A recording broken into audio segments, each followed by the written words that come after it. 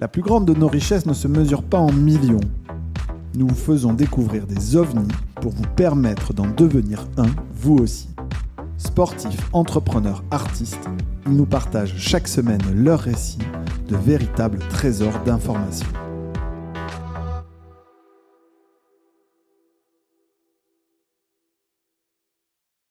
Bonjour à tous, bienvenue dans ce nouvel épisode d'OVNI. Cette semaine, nous vous faisons découvrir en exclusivité 5 conférences qui se sont déroulées dans le cadre de l'événement Zero to One à Nantes les 28 et 29 janvier 2026. Grâce aux organisateurs, notamment H7 et Ici Lundi, nous avons la possibilité de vous faire découvrir des parcours inspirants de fondateurs, de fondatrices, de C-level, de corporate, d'entrepreneurs, bref, tous ceux qui ont effectué ce passage de 0 à 1. Bonsoir à toutes et à tous. Donc moi je suis Adrien Pogetti, je suis le directeur de la cantine et de la French Tech de Nantes, ravi d'être avec vous ce soir. Et puis voilà, on est accompagné sur scène par Étienne Portet, qui est le cofondateur de Madines. Est-ce que tout le monde connaît Madines? Bon, ok, tu es célèbre. La plateforme est célèbre. La plateforme est célèbre. Mais toi aussi, après cette conférence, tu vas l'être, j'en suis sûr. Alors, on a préparé, en fait, évidemment, longuement cette interview, cette séquence, pour essayer de... Je vois des gens qui rigolent. Si, c'était long. On a vraiment bossé avec Étienne, pas plus tard que cet après-midi. Voilà, on est des gens sérieux. Et donc, on a la chance de faire cette conférence, qui est la conférence de clôture de Zero to One. Donc, merci d'avoir tenu jusqu'ici. Vous allez voir, ça va être la meilleure conf de l'événement, tout simplement. C'est une conférence inversée, c'est-à-dire que normalement, c'est moi qui pose les questions. Attends, tu me piques direct, mais je l'avais écrit là. Je dis, on inverse les rôles, toi et moi. Voilà. Bon, parce que Étienne est journaliste et moi, j'ai plutôt l'habitude d'être celui à qui on pose les questions, notamment sur l'écosystème à Nantes. Bon, on va faire le contraire. J'espère que qu'on va être bien. Étienne, donc tu as cofondé Madines il y a maintenant un petit peu plus de 13 ans, à un moment où l'écosystème en France était un peu balbutiant, en tout cas très loin de ce qu'il est aujourd'hui. Tu as vu passer des idées brillantes, d'autres beaucoup moins.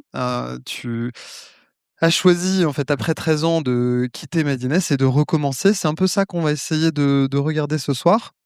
On va tracer une ligne entre ton parcours et puis en filigrane l'évolution de l'écosystème. On va parler du départ, du chemin, des doutes, des intuitions et puis de ce qu'on fait après le One. Allez, j'ai déjà liquidé la première feuille, on est pas mal. On va commencer en 2013, qui est une année un peu particulière pour l'écosystème parce que c'est l'année où on voit apparaître The Family. Alors pour les plus anciens, ça vous parlera peut-être, The Fa, pour les initiés. The Family qui prônait une approche un peu pirate pour monter des boîtes. Et puis de l'autre côté, il y a la naissance de la French Tech, qui est une approche un petit peu plus institutionnelle. Au milieu de tout ça, il y a Madines en fait qui arrive. C'est quoi c'est quoi la vision de Madines à ce moment-là, et puis plus largement ta vision de l'écosystème et de comment ça a évolué? Alors, c'est vrai que l'écosystème, en 2013, a une bannière qui a été révélée, la bannière French Tech. Et c'était très important parce qu'avant, on n'écrivait pas French Tech, on écrivait écosystème des startups françaises. 2013, pour nous, c'était la date d'immatriculation de la société Madines, mais on avait commencé un petit peu avant. On avait commencé un petit peu avant à suivre tous les événements qui étaient partout en France, qui émergeaient. Alors, on avait les Startup Weekend, il y avait même un livre sur comment créer un Startup Weekend, il y avait les hackathons qui démarraient. C'était un petit peu associatif, avec une belle ambiance. Et sincèrement, c'était quelque chose qui nous intéressait énormément. Alors, quand je dis nous, c'est Louis, mon associé, et moi-même, parce que on aime bien les histoires d'entrepreneurs et on aime bien l'innovation. L'innovation, c'est sympa parce que c'est toujours positif, c'est souvent positif, et donc écrire et découvrir des choses innovantes, sincèrement, c'est toujours plaisant. Donc faire un média sur l'innovation, sur les entrepreneurs qui innovent, sur les fonds d'investissement qui soutiennent ces innovations, et sur les grands groupes qui achètent, commandent ou travaillent avec ces acteurs innovants, sincèrement, c'est plutôt enthousiasmant. La vision de ça, c'est que je pense qu'on a eu beaucoup de chance d'arriver au bon moment. On arrivait au moment où effectivement la French Tech arrivait, mais si on regarde dans le rétroviseur, le premier secrétaire d'État au numérique, c'est Éric Besson. Ensuite, Nathalie Kosciusko-Morizet. Et puis, Fleur Pellerin est arrivée avec ses quartiers numériques avant de devenir la French Tech. La French Tech, ensuite popularisée par le Coq Rouge, des coqs rouges partout. Alors, il y en a encore eu aujourd'hui, mais aussi des coqs rouges partout à l'international, ce qui faisait aussi ce qui donnait une impression de nation très innovante, Ouais, notamment d'unité, ouais. exactement, une bannière commune. Et ça, c'était assez pratique. Pratique pour fédérer les acteurs nationaux, mais surtout pratique pour être dans une logique d'expansion internationale. Positionner la France sur l'échiquier de l'innovation au niveau mondial. Ça a plutôt bien fonctionné, en tout cas du point de vue de l'affichage. Si je reviens sur Madines, quand vous vous rencontrez avec lui, vous êtes tous les deux en fait, vous êtes déjà un peu journalistes, voilà, vous rencontrez des entreprises, vous racontez des histoires d'entrepreneurs. Est-ce que, au démarrage de votre association, vous avez conscience que vous êtes en train de créer une entreprise, un média, en fait, tout de suite, ou est-ce que ça vient petit à petit? Non, ça vient petit à petit. On était avant tout passionnés par justement ces aventures-là, à la fois l'innovation, les histoires entrepreneuriales, et on avait envie, je pense, d'être les premiers lecteurs de Madines, donc en fait d'être les premiers rédacteurs et les premiers spectateurs de tout ça. Ça veut dire que les personnes qu'on rencontrait, on avait la chance d'avoir leur histoire, et donc on avait la chance de pouvoir leur dire bah, merci beaucoup, et en échange, on va te mettre quelque chose en ligne. C'était vraiment les débuts. Et après, est-ce qu'on a eu l'impression de monter une entreprise? Je pense que c'était plutôt un beau projet média. À l'époque, c'était vraiment un gros blog, mais après, c'est devenu un projet média avec toute l'industrie de la presse qui est arrivée autour de tout ça. Mais travailler sur une entreprise, c'est arrivé vraiment au premier moment où quelqu'un nous a dit tiens, en fait, j'aime bien vos articles, j'aimerais bien en faire avec vous. Tiens, j'aime bien vos événements, j'aimerais bien en faire avec vous. Tiens, le studio audiovisuel, il est vraiment intéressant, vos contenus sont vraiment chouettes. Est-ce qu'on peut s'y associer? Et en fait, c'est à ce moment-là où on a créé un devis. Donc, on a sélectionné une plateforme, un outil pour pouvoir générer notre premier devis. Et c'est souvent par là que ça commence, quand même. Oui, oui, et puis en fait, quand on crée un média, on se rend pas forcément compte aussi que la recette d'un média, c'est plus je parle de vous, plus vous parlerez de moi. Je parle d'un article sur la cantine, tu vas prendre le lien de l'article et donc tu vas le partager à ta communauté. Ta communauté va donc prendre connaissance de Madines et donc va se dire tiens, c'est intéressant, potentiellement je peux les contacter pour avoir ensuite, moi, à mon tour, une retombée presse. Et donc, cette sollicitation, c'est une boule de neige qui grossit, et donc on se retrouve avec de plus en plus d'opportunités dans nos boîtes mail. Non, mais enfin, c'est une belle histoire, hein, Madines, quand même, parce que vous êtes imposé vraiment comme un média de référence en l'espace de 12-13 ans, effectivement, pour tous les entrepreneurs de la tech en France. Et d'ailleurs, tiens, j'ai une petite question, on peut se la poser. Madines, pourquoi? Ça vient d'où le nom Madines? Qu'est-ce que ça raconte comme histoire? Je pense que c'est une question qui nous a beaucoup été posée et C'est-à-dire que je pose des questions de merde aussi? pas du tout. Et en fait, parce que je sais très bien ce que je Ouais, vais pas de répondre, mais je problème. vais te donner une anecdote en plus. Madines.com, déjà, c'est avant tout un nom de domaine, mais après, il fallait prendre tout le reste sur les réseaux sociaux. Et je pense qu'il y a une personne qui nous en veut beaucoup, c'est le propriétaire du @Madines sur Twitter, qui a dû mettre dans sa bio I'm not a French magazine. Parce qu'en fait, il se faisait taguer dans beaucoup de publications quand Twitter était très puissant, notamment lors des événements. Et donc, alors que nous, notre compte Twitter était by Madines. Et Madines, donc effectivement, ça représente la folie entrepreneuriale. Ça représente aussi, c'est un petit clin d'œil à la revue Mad qu'on trouvait très très très chouette. Et comme c'était une question qu'on nous posait très très souvent et que on aime bien écrire, on aime bien les petites surprises, eh bien sur le site Madines, comme ça va faire des connexions. N'hésitez pas à aller cliquer sur le grand M blanc tout en bas. C'est un petit Easter egg et vous arrivez sur une page un peu cachée qui vous explique toute la jeunesse de cette histoire-là. Eh, et moi je l'ai fait, ça marche, hein, effectivement, c'est le M qui est dans le footer, le M de Madines, Exactement. il y a effectivement toute l'histoire de la marque quand on clique. Merci. Et nous, à Nantes, on avait un super truc. On a créé aussi un clone de Madines qui s'appelait Nadimes, et voilà, et qui a fait aussi une belle carrière. Je regarde Florian en Ouais, je me coulisses. souviens très bien. Une très belle carrière, voilà, beaucoup d'interviews un peu décalées. Ça, c'est un vrai truc qui a vraiment existé, On qui était était très assez fiers, drôle. c'était notre Gorafi à nous. Oui, c'était un peu le Gorafi de Madines, mais c'était la, nantais. Donc, la consécration, merci. voilà, donc je rends hommage, puisqu'on est entre anciens combattants, voilà, autant se faire un peu plaisir. Je reviens en fait sur 2013, la jeunesse de l'écosystème, parce qu'il y a un truc, moi, qui, quand on a préparé l'interview, m'a un peu marqué. Je me souviens, en 2013, qu'une levée de fonds de ne serait-ce que de 300 000 euros, à Nantes, déjà à l'époque, c'était un séisme. Aujourd'hui, ça fait un entrefilet, en fait, dans la presse. Ça dit quand même quelque chose de l'évolution, de l'accès aux fonds. Comment tu as vécu, en fait, toi, ça? Et puis, qu'est-ce que ça raconte de l'évolution de cet écosystème que tu as sous les yeux depuis 10 ans? Enfin, plus de 10 ans C'est vrai maintenant. qu'une levée de fonds de 300 000 euros, c'était soit une levée de fonds bancaire, peut-être un prêt d'honneur, peut-être un peu d'equity. C'était pas forcément structuré. Ce qui a été intéressant, je pense, les big tech américaines, étrangères, qui ont créé un peu ce FOMO. On s'est dit, tiens, en France, non pas qu'il n'existait pas, mais cet écosystème de financement a commencé à se créer à ce moment-là.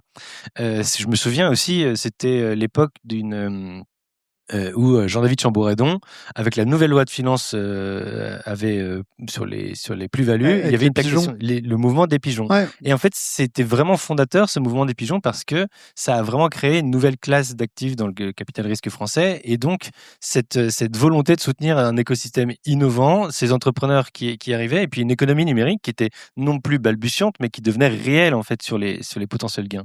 Donc ça, c'était intéressant. Julien Benayoun en parlait aussi, l'arrivée du financement participatif, des plateformes, de pouvoir aussi proposer à la communauté ce genre de plateformes, les Kickstarter, et autres lancements de produits hardware, c'était aussi ces moments-là. Donc oui, il y a eu une sorte de fléchage aussi très important. C'était le moment aussi BPI France, anciennement Oseo en Var, est arrivé. Donc il y a eu cette dynamique avec l'avènement de la French Tech, une dynamique d'investissement aussi qui massivement, et pour créer aujourd'hui des années les records de levée de fonds, les comptes de levée de fonds par an dépassent le milliard. Enfin là, c'était 8 milliards, je crois, en 2025. Ouais. Et donc, ce qui n'était pas du tout le cas. Ah, mais c'est vrai que 300 000 euros, vous ne faites plus du tout la une de Madines aujourd'hui. Ah non, clairement, je te confirme. Et non, mais même à Nantes, ça fait plus la une de Presse Océan ou voilà. Non, non, mais c'est vrai que vu de 2013, ça paraît incroyable. Ah, mais en fait, ouais. la façon dont tout ça a évolué. On avance un peu dans le temps. Allons-y. Voilà, en fait, on va essayer de se concentrer sur la période de consolidation un peu. C'est-à-dire que vous démarrez, vous êtes un média, vous avez conscience de lancer un truc, puis ça prend, vous avez des clients, vous montez une équipe. Il y a un moment où on n'est plus une entreprise un peu fragile de départ. Il y a une page qui est tournée en fait là-dessus. Partir de quand, tu as senti toi que, la vision que vous portiez avec Louis, elle devait commencer à être un peu traduite dans le cadrage du projet? C'est-à-dire, mettre des règles, un cadre, des arbitrages, voilà, concrètement, structurer, ce qui était, devenu une boîte, hein.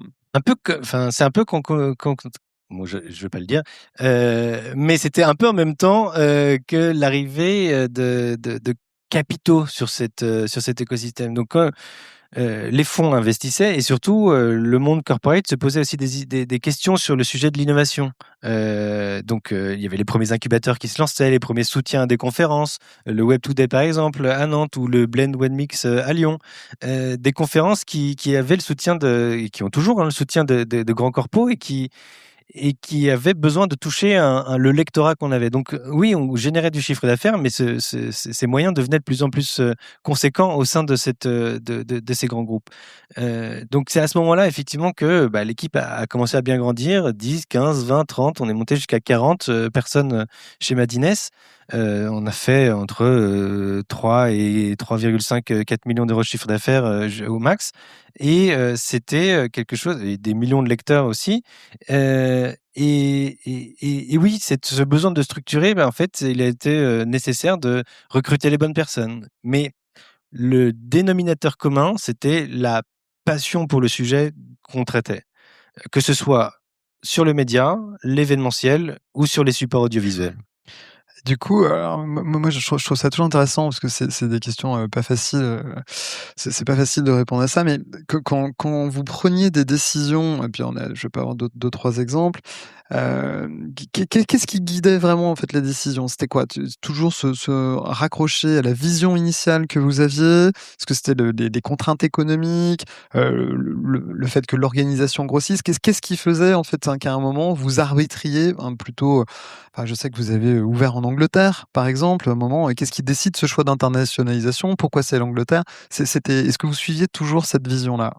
En fait, on a toujours le sujet devenait grandissant. On recevait de plus en plus d'opportunités ou de sujets par email, par mail. Nos boîtes mail sont quand même la ressource principale d'un média, et toujours des choses vraiment plus ou moins abordables, mais en tout cas, c'était quelque chose qu'on avait envie de faire. Je pense que c'était l'enthousiasme qui nous drivait, la curiosité qui drivait nos prises de décision, et avec aussi une patte entrepreneuriale qui était la nôtre, en voulant tester, en approchant, en testant, en regardant si ça pouvait fonctionner ou non. Mais c'était lancer une conférence qui rassemblait, donc Malay Keynote, qui rassemble 5000 personnes par an. Super événement, hein. C'était pour nous hyper important, un peu comme la bonne atmosphère qu'on a à Nantes ici. C'est de savoir rassembler les gens qu'on aime bien, notre communauté, et de se dire que on la fait vivre à travers aussi le contenu. Donc oui, se lancer en Angleterre, en fait, c'est parti d'un email en disant plusieurs emails de personnes étant basées au UK, nous disant mais est-ce que vous pouvez parler de nous? Et en fait, comme nous, on traitait vraiment l'aspect francophone, on s'est dit il faut vraiment qu'on se lance au UK. Donc on a lancé ce site au UK, et puis et ça c'était une opportunité. Juste parce qu'on recevait de plus en plus de manière massive. C'est vraiment ça qui a pris cette décision avec nous. Ok, merci. En fait, on a parlé un petit peu, voilà, de décisions stratégiques que vous avez prises. On a parlé d'internationalisation. Il y en a eu d'autres. Effectivement, tu as évoqué la Madi Keynote. Vous avez lancé Backpack. En fait, hein, ouais. voilà, vous êtes lancé dans l'édition.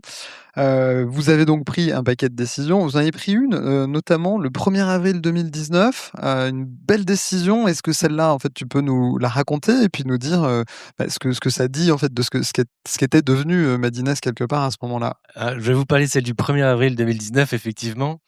Mais l'autre bonne idée, l'autre bonne décision, c'était de doubler la surface du bureau le 10 mars 2020. Ça, c'était une très très bonne idée. Ah, on a été nombreux à être visionnaires à ce moment-là, ouais. Et mais celle du 1er avril 2019, moi, elle fait écho à toutes celles d'avant, et après, en tout cas, on a arrêté. Mais en tant que comment est-ce que je vais raconter ça?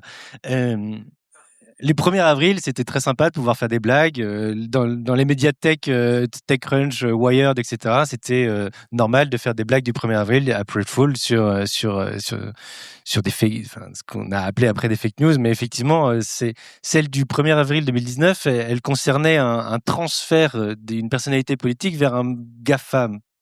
Et c'était un peu compliqué parce que cette news-là a été reprise très fortement. Et tu peux donner des noms, on est entre nous, hein. Mounir Majoubi, hein, ouais. Tu as lu l'article? Je l'ai vu à l'époque, ouais. Et en fait, cet article-là, où on disait que Mounir Majoubi avait rejoint Amazon, en fait, c'était devenu, on a réalisé, parce que ça a explosé, et après, il y a des personnes qui sont revenues dessus en disant, mais en fait, c'était intéressant de voir qu'à partir de 2019, il y avait une vraie conscience des fake news, et que même si c'était des blagues, même si c'était marqué, etc., les algorithmes, le référencement, etc., c'était devenu un peu trop dangereux.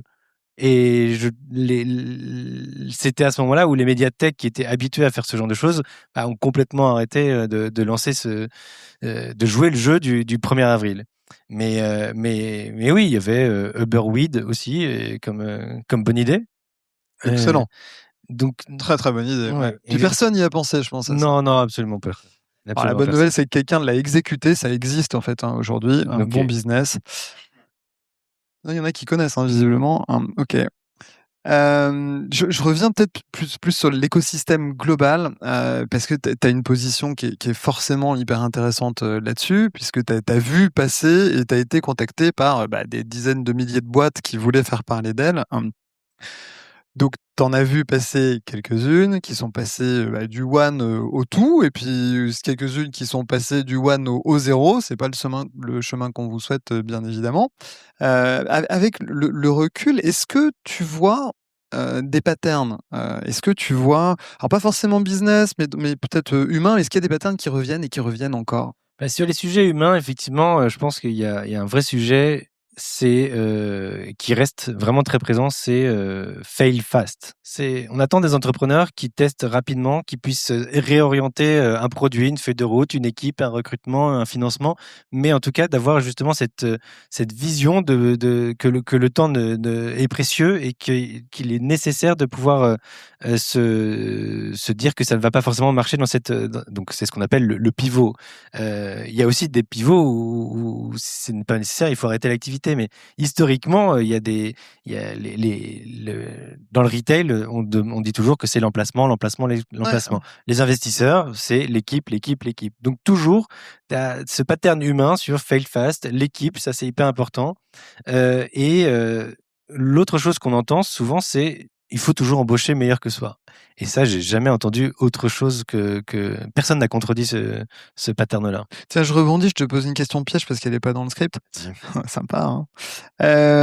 Est-ce que, enfin, là pour le coup, je trouve ça intéressant parce que tu parles de la culture de l'échec. Et c'est quelque chose en 2013 qui est absolument nouveau en France parce que je me souviens encore qu'on n'avait absolument pas cette culture-là. Est-ce que, avec Madines, tu considères que vous avez contribué à démocratiser la culture de l'échec en France un peu? Alors, Enfin, c'est pas une question piège, hein, c'est non, une non, vraie question. il y a, il y eut un temps où il y avait une rubrique justement sur les échecs. Pas le jeu, les échecs entrepreneuriaux. Et on a été les premiers à. C'était en 2012 ou 2000, je sais plus exactement. C'était Fleur Pellerin. Donc, du coup, 2014, on a organisé la première édition de la Falcon à Paris, au ministère de l'économie, et il y avait effectivement Fleur Pellerin qui était là. La Falcon, c'est la conférence où le témoignage sur les échecs entrepreneuriaux font foi. Et c'était une manière aussi pour dire, bah, je pense qu'il y a beaucoup d'apprentissage à comprendre de tout ça. Donc oui, on a certainement, d'une certaine manière, glorifié l'entrepreneuriat, la réussite, etc. Parce qu'en fait, il y a aussi cet enthousiasme-là à soutenir l'entrepreneur, les équipes dirigeantes. C'était aussi important de dire, bah, en fait, sur les pivots, oui, sur les échecs, il y a aussi des histoires à raconter. Le pire conseil à un entrepreneur, c'est quoi pour toi le pire truc que tu entends, ou qu'on généralise, Hem Beaucoup de ça vient beaucoup de la culture The Family aussi. C'est pas le pire conseil, mais je pense qu'il peut être abordé d'une certaine manière. C'est le fake it until you make it. Je dirais que on pourrait le dire autrement en disant fake it, but you have to do it. Ça veut dire qu'en gros, fais-le, ok, fake it, mais en gros, ne te plante pas parce que ça va se savoir. Et c'est là où Julien tout à l'heure parlait de confiance pour pouvoir et de transparence. En fait, je pense que c'est ça, la déception est beaucoup trop forte. Donc, fake it, but you have to make it. Je pense que ce serait un petit peu avoir un meilleur positionnement. Après, il y a aussi une chose qui est assez intéressante, Julien en parlait, c'est le do things that don't scale. Ce qu'a fait Julien au début Julien Benayoun, le cofondateur de l'ITA, c'est impressionnant. Ce que fait, là, en ce moment, il y a Teddy Pellerin, le cofondateur de Hitch, qui raconte sur LinkedIn ce qu'il a fait au tout début de Hitch. Et il avait les numéros de tous les drivers. Et comme ils étaient opérationnels entre 22h et 4h ou 6h du matin, en fait, il avait en direct tous les chauffeurs de l'application. Bon, faut s'imaginer que ça a bien changé, mais en tout cas, c'est hyper intéressant d'avoir ce témoignage de Zero to Run. Concrètement, ça veut dire aussi faire des choses qui sont pas forcément marrantes, mais qui peuvent après s'automatiser pour tester rapidement. Et justement, automatiser, tester rapidement, ça me fait penser, je vais faire une petite question très rapide là-dessus. Sur l'IA, est-ce que pour toi, ça change la façon d'entreprendre aujourd'hui? Je pense que ça change, les choses peuvent aller beaucoup plus vite. Moi, je pense que c'est pas parce que vous avez de l'IA entre les mains que tout le monde va le faire et que tout le monde sait le faire. Je suis capable de faire un site web aujourd'hui. Est-ce que je peux le faire avec de l'IA? Peut-être. Mais est-ce que tout le monde peut le faire? Est-ce que tout le monde va le faire? J'en suis pas certain. Si on avait eu l'IA au début de Madines, sincèrement, ça aurait été une boucherie en termes de volume d'articles publiés. Mais la valeur aujourd'hui des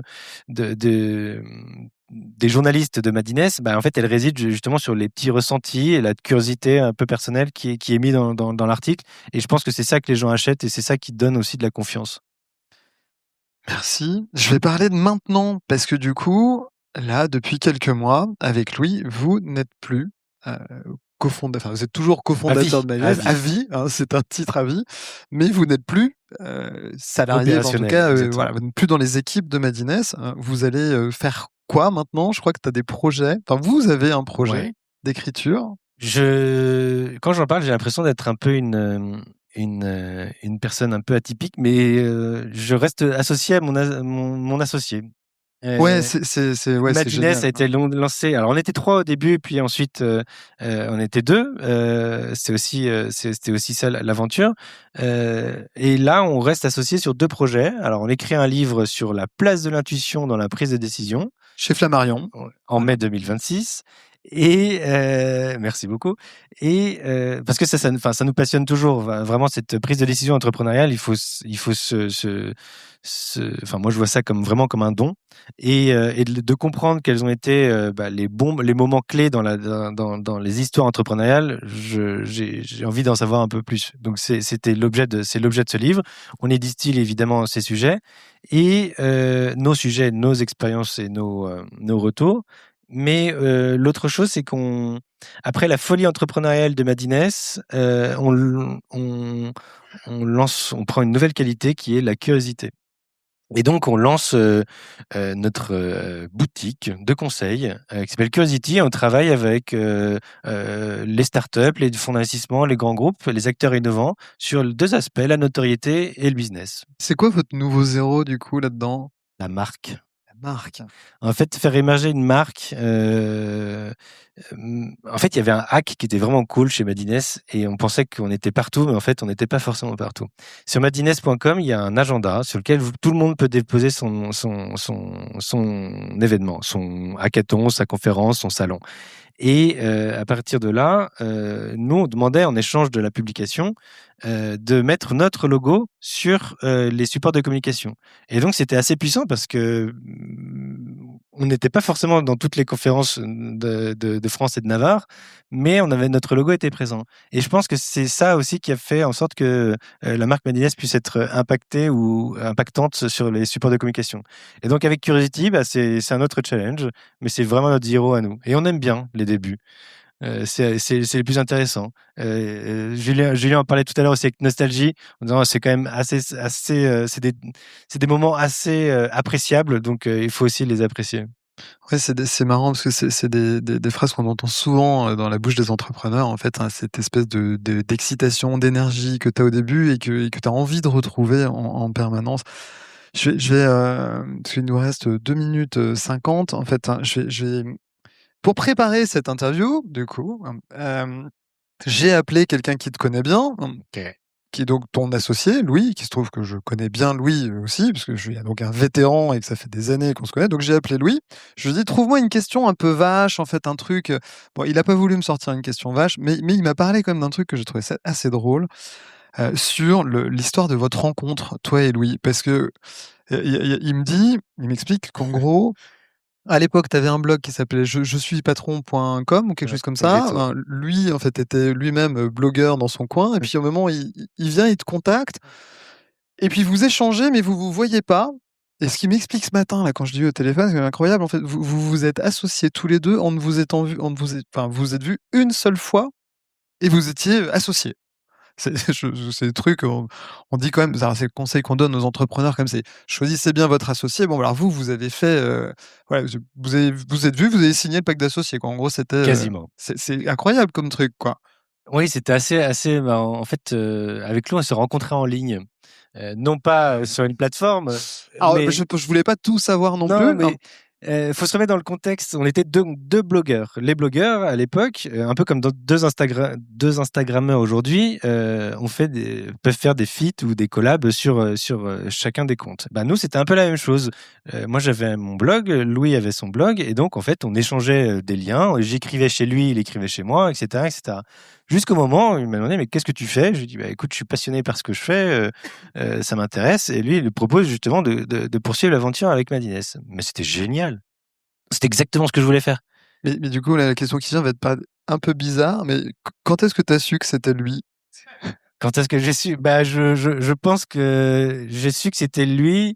Alors moi, on se voit une fois. Après, je pars 2 ans vivre à Madrid.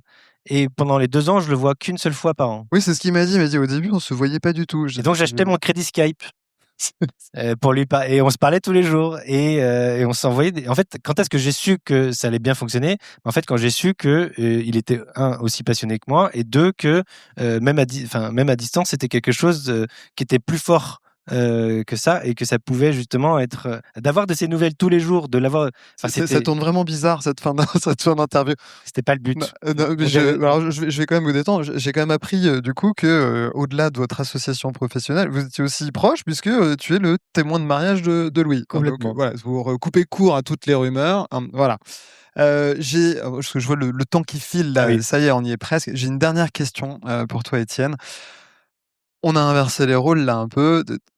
Toi qui as posé des milliers de questions en tant que journaliste, quelles questions t'aimerais qu'on te pose?